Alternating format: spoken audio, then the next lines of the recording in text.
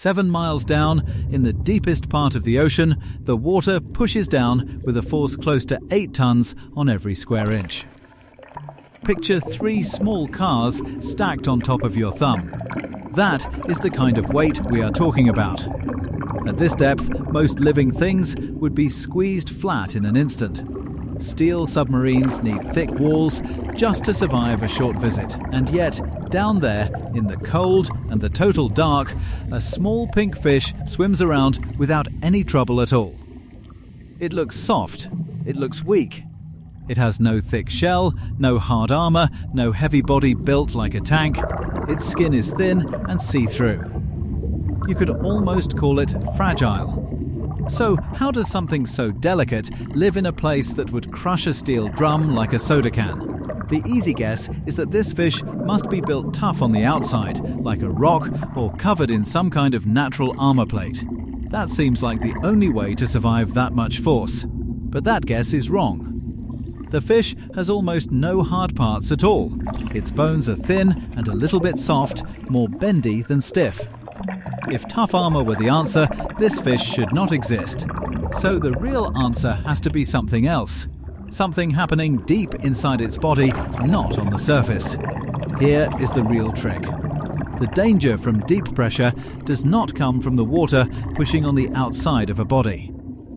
Soft bodies made mostly of water are actually very good at handling outside pressure, because water inside a body pushes back just as hard as the water outside.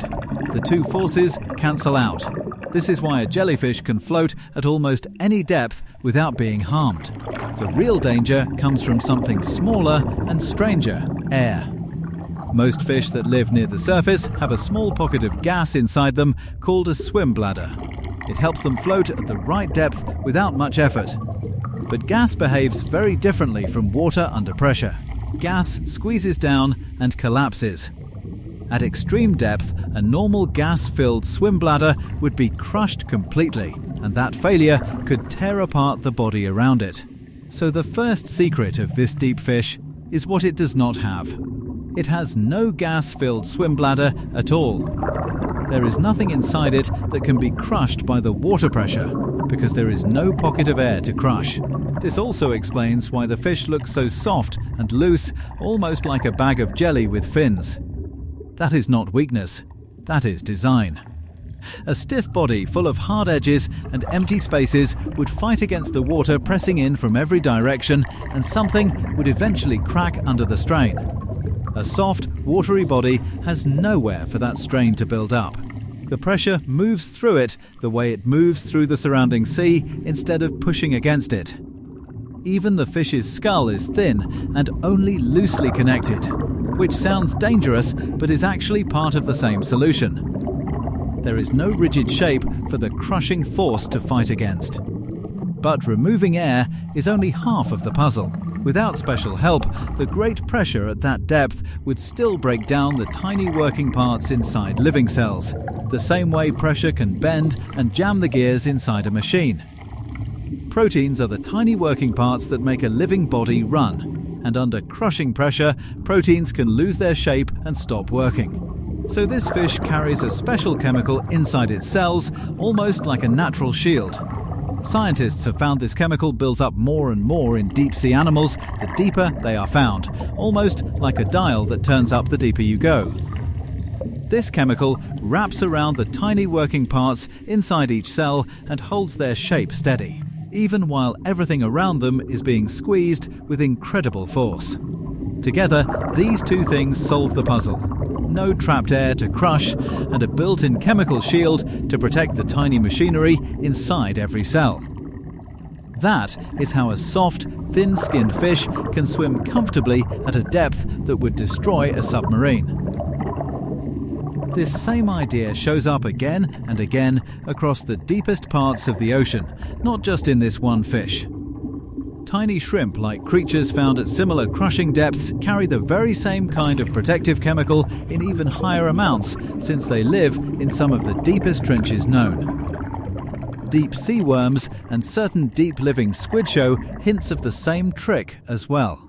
It is not one lucky fish that solved this problem. It is a shared solution that keeps showing up wherever life pushes into the deepest, harshest water on the planet, almost like nature found one good answer and kept reusing it. There is a cost to living this way, and it shows up in how these fish behave, not just in how their bodies are built. Without a stiff frame or strong muscle, this fish cannot chase fast prey or fight off large attackers.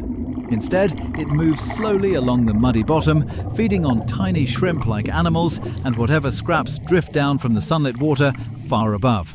It survives less by being strong and more by being patient and by living in a place so harsh that almost nothing else wants to compete with it for food.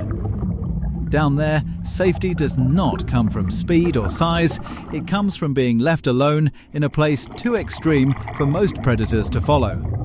There is a limit to this trick though, and that limit is one reason nothing lives past a certain depth.